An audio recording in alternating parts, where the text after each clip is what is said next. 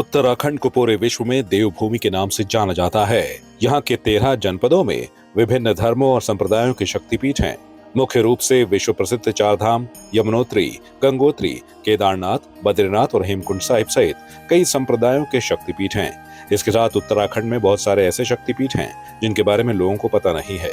इस संदर्भ में पिछले 26 सालों से पूर्व मंत्री प्रसाद नैथानी की अगुवाई में बाबा विश्वनाथ मां जगदीशिला की डोली यात्रा निकाली जा रही है। बाबा विश्वनाथ मां जगदीशिला को टिहरी जिले के हिंदाओ पट्टी में शक्तिपीठ के रूप में पूजा जाता है। डोली के अंदर शिव और शक्ति की मूर्तियां प्राण प्रतिष्ठा सहित स्थापित रहती हैं। हर साल डोली यात्रा 30 दिन तक पूरे उत्तराखंड की 10,500 किलोमीटर दूरी तय कर गंगा दशहरे के दिन अपने निवास स्थान विशोन पर्वत पर पहुंचती है। डोली यात्रा का मुख्य उद्देश्य विश्व की शांति और देवालयों को चिन्हित करना है।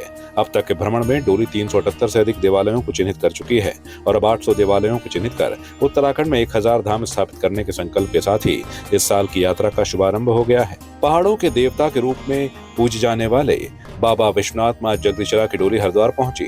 ढोल दमा और नगाड़ों की थाप पर श्रद्धालुओं ने पूर्व मंत्री प्रसाद नैथानी की अगुवाई में पहुंची बाबा की डोली का स्वागत किया।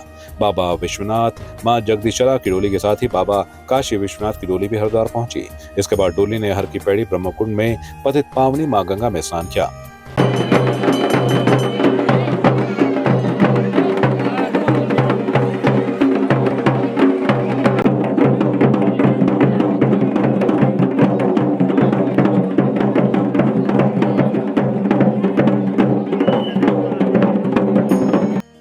इस दौरान वहां महामंडलेश्वर श्री ललितानंद गिरी महाराज और हंस फाउंडेशन से विकास वर्मा, देवप्रयाग से कांग्रेस कमेटी के जिला अध्यक्ष उत्तम सिंह असवाल सहित बड़ी संख्या में श्रद्धालु उपस्थित रहे और बाबा विश्वनाथ मां जगदीशिला के जयकारों के साथ बाबा का आशीर्वाद लिया।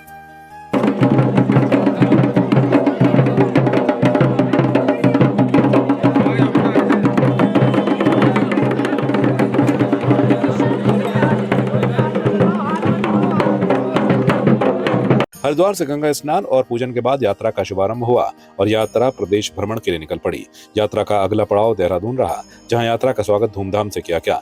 बाबा विश्वनाथ मां जगदीशिला की डोली के देहरादून पहुंचने पर देहरादून के नगर निगम में समारोह का आयोजन किया गया। समारोह में डोली यात्रा का पुष्प वर्षा के साथ भव्य स्वागत किया गया। इस दौरान वहां पूर्व कैबिनेट मंत्री और डोली यात्रा के संयोजक मंत्री प्रसाद नैथानी, देहरादून नगर निगम के मेयर सौरभ थपलियाल, संस्कृत शिक्षा सचिव दीपक गैरोला, देहरादून नगर आयुक्त नमामि बंसल, दिल्ली संस्कृत अकादमी के पूर्व उपाध्यक्ष डॉक्टर श्री कृष्ण सेमवाल, पूर्व राज्य मंत्री लालचंद शर्मा, पूर्व विधायक राजकुमार सहित उत्तराखंड राज्य आंदोलनकारी और बड़ी संख्या में श्रद्धालु उपस्थित रहे।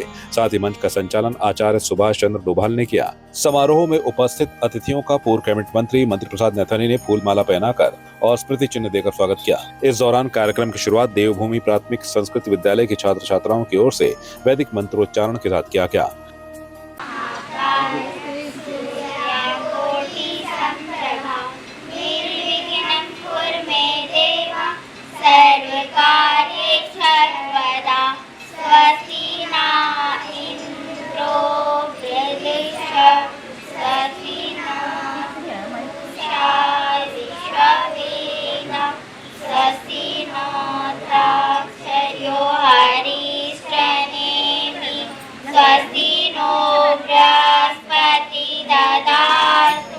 इस दौरान अतिथियों की ओर से पहली संस्कृत हिमालय आरती का लोकार्पण किया गया, जिसमें कि शैलेंद्र मेठाणी ने अपने स्वर दिए हैं।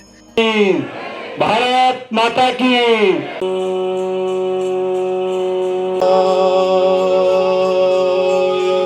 नमः। समारोह में उपस्थित रहे सभी अतिथियों और श्रद्धालुओं ने कश्मीर आतंकी हमले में जान गंवाने वाले लोगों की आत्मा की शांति के लिए 1 मिनट का मौन रखा। देहरादून नगर निगम के मेयर सौरभ थपलियाल ने कहा कि इस यात्रा का उद्देश्य समाज में जागृति फैलाना है, संस्कृत भाषा को बढ़ावा देना और अपनी संस्कृति की रक्षा के उद्देश्य से यह यात्रा निकाली जाती है, जिससे कि समाज में पॉजिटिव वातावरण तैयार होगा। देखिए, बड़ा पावन अवसर है कि नगर निगम परिसर में आज टाउन हॉल में हमारे और बाबा विश्वनाथ जी की माँ जगदीशिला की डोली पहुंची है। जो इस पूरी यात्रा है पूरे महीने भर चलती है। 25 साल लगातार इसको हो गई, 26वां वर्ष है और जो इस यात्रा का उद्देश्य है वो समाज में जागृति फैलाना, इसके लिए कि हमारी जो संस्कृत भाषा है उसको पुनर्जीवित करने वाली बात, उसके विषय में, साथ ही अपनी जो संस्कृति है उसकी रक्षा करना, अपने जो समाज में कल्याण की भावना हो अपने किसी भी प्रकार की जो बुराई है उसका नाश हो। तो ये तमाम प्रकार की जो है अच्छाइयों के लिए यात्रा है। निश्चित तौर पे इस ऐसी यात्राओं को निकलने से जो है समाज में पॉजिटिव वातावरण तैयार होगा और इसके लिए जो यात्रा के आयोजक हैं इनका भी बहुत बहुत धन्यवाद, आभार है। पूर्व कैबिनेट मंत्री एवं डोली यात्रा के संयोजक मंत्री प्रसाद नैथानी ने कहा कि 30 दिन की इस यात्रा के मुख्य रूप से 4 उद्देश्य हैं। प्रदेश में लगातार खाली हो रहे गांवों को पुनः आबाद करने के लक्ष्य से इस यात्रा का आयोजन किया जा रहा है।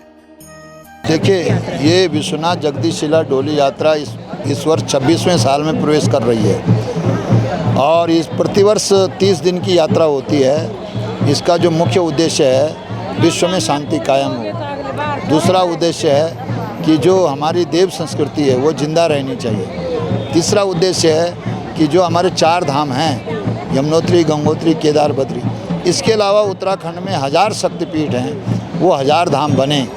और एक उद्देश्य इसमें संस्कृत भाषा के उन्नयन के लिए 1000 संस्कृत के विद्यालय खुलें और ऐसे 1000 ध्यान केंद्र खुलें। और जो पलायन हो रहा है उत्तराखंड से, गांव के गांव खाली हो रहे हैं, उन गांवों को पुनः आबाद करने का इस यात्रा के माध्यम से संकल्प है। इस वर्ष की यात्रा में हिमालय आरती का जो मुख्य कंसेप्ट है वो है कि हिमालय की आरती की जाए और हिमालय की आरती होनी बहुत ज़रूरी है। ये इस यात्रा का मुख्य उद्देश्य है। आचार्य सुभाष चंद्र रुभाल ने कहा कि आज हमारे साथ संस्कृत विद्यालय के छात्र छात्राएं उपस्थित हैं और अगर ये बच्चे संस्कृत पढ़ेंगे तो आप कल्पना करें कि हमारे देश का भविष्य कैसा होगा। बाबा विश्वनाथ जगदीश शिला डोली का हम बहुत बहुत स्वागत करते हैं और हमारी देव संस्कृति को बढ़ाने के लिए बहुत अच्छा प्रयास है। इससे हमारे युवा जुड़ेंगे तो कहीं ना कहीं युवाओं को अपने देव संस्कृति के बारे में और अपनी परंपराओं के बारे में, अपने रीति रिवाजों के बारे में पता चलेगा कि हमारे उत्तराखंड की देव संस्कृति कितनी महान है। ये छोटे छोटे नन्हे मुन्ने बच्चे हैं, ये संस्कृत विद्यालय के विद्यार्थी हैं। तो आप कल्पना करिए कि छोटे छोटे बच्चे जब संस्कृत पढ़ेंगे तो निश्चित ही जो है हमारा भारत जो विश्व गुरु की हम कल्पना करते हैं, फिर हमारा भारत जो है पुनः विश्व गुरु की ओर। इन छोटे छोटे क्योंकि आने वाले भविष्य हैं, तो ये आने वाले भविष्य में संस्कृत और संस्कृति का संरक्षण संवर्धन करेंगे तो भारत पुनः जो है विश्व गुरु की ओर अग्रसर होगा। समारोह के अंत में बाबा विश्वनाथ महाराज जगदीश शिला डोली ने वहां पहुंचे सभी श्रद्धालुओं को अपना आशीर्वाद दिया और अपने अगले पड़ाव के लिए रवाना हो गई।